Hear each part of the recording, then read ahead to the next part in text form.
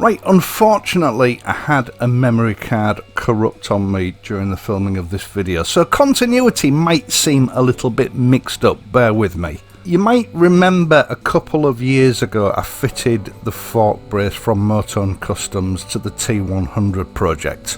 This brace has always stood out as being the best on the market for the air-cooled Triumph Bonnevilles.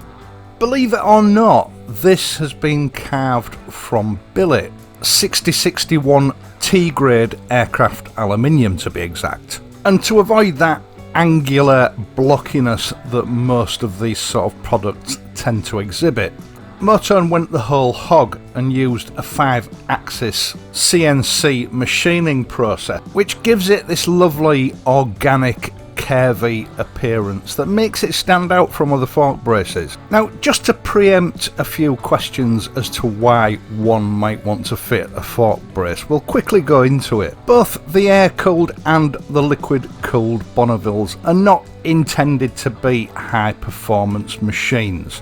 Let's face it, they're not race bikes. Now, it's a long established fact that when it comes to suspension on the Bonnevilles, Triumph have always penny pinched. I think it's probably best described as commuter grade suspension.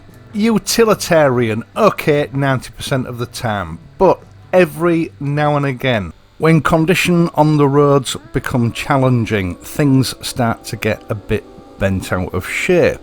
Now, suspension upgrades like new shocks and progressive springs for your front forks go a long way towards improving things, but telescopic front forks are inherently flexible, and that flexibility leads to unwanted handling characteristics, especially under hard cornering on uneven surfaces or under hard braking. Now, the manufacturer's answer to this is usually to put a pressed sheet steel brace underneath the front mudguard.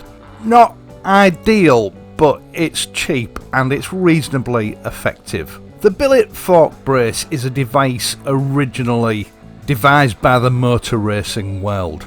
The ultimate solution to the problem, and aftermarket fork braces have been on the market for as long as I can remember, certainly going back since before I started riding. Now, Motone's original fork brace, designed for the air-cooled twins, it was thought would fit the water-cooled twins fine. Because although the water-cooled twins fork legs are very slightly different, they still use the same design, profiles and dimensions as the earlier air-cooled models. So in theory they should have still fitted, but they didn't. Well, actually, I'll rephrase that. Early attempts found that some fitted, but some didn't. So obviously Motone couldn't offer these for the liquid-cooled twins because it would just be a customer care nightmare. And as I'm sure most of you know, Motone Customs take customer care very seriously. Now, the problem centred round two factors. One is that the machining post casting had not been carried out to quite the same high standards on the liquid-cooled models as there were on the air-cooled models, which created some inconsistencies with the dimensions. And then to make matters slightly worse, they'd used a textured paint which, again from one example to another, varied in thickness. Now, this is no problem for the purposes of just slipping a rubber gaiter over the top of the fork legs, but a fork brace is a precision made product. It's got to be a snug and precise fit in order to perform its task properly, yet still consistently fit all models that it might be applied to. Now, I remember Sam talking about this a couple of years ago, in that they were looking to revise the design so that it could be used with the liquid-cooled twins. The revisions have been a long time coming, because there's a fine line between just making grooves and slots bigger so that it'll fit, without compromising that precision of fit, and along with it, the performance that it's supposed to be able to provide. It's a case of having to revamp the specifications until you achieve that Goldilocks zone. It's been a very long time in the making, but I'm pleased to announce that finally the Motorn Customs fork brace Mark II is now available. And this is designed to fit not only the old air-cooled twins, but the new liquid-cooled T100 and T120, which means I finally got to fit one to my T120. Now, the fork legs on my T120 fit into the don't fit category. I know that because I tried to fit one of the air-cooled fork braces in the early days of this channel. And to all intents and purposes, the Mark II version looks exactly the same as the Mark I. The only modifications that have been made to the design are the mating surfaces that actually lock onto the fork leg.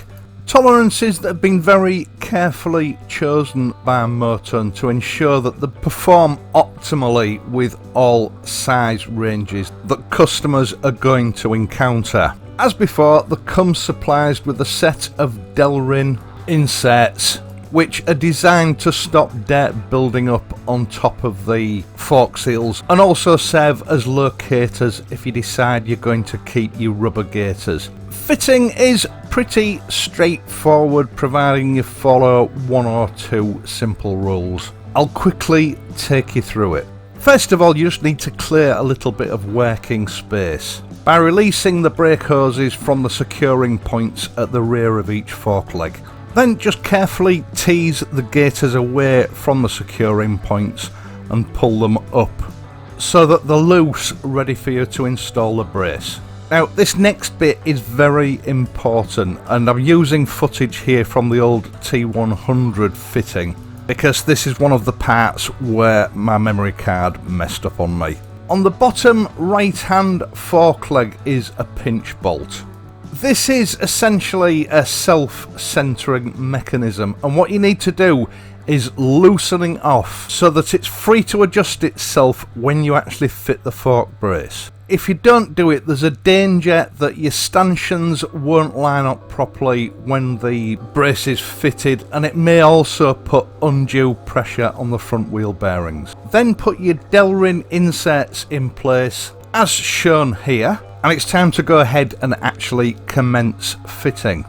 Now, it doesn't really matter whether you fit the front piece or the rear piece first. I fitted the rear piece so that you can see how it engages onto the tops of the fork legs.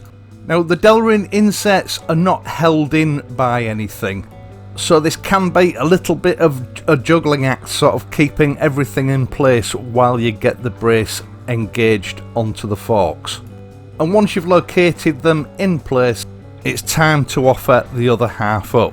Obviously, you must ensure that both sides engage properly onto the forks and are lined up with each other. It probably looks harder than it actually is. It just requires a little bit of care, thought and manual dexterity.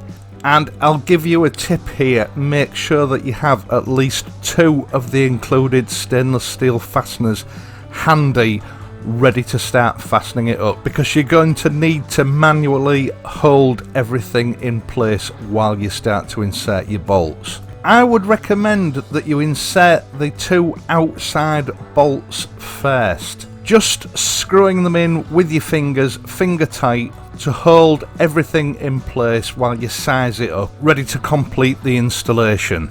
And once you've got it into a state where everything is held in place, you can insert the 2 middle bolts.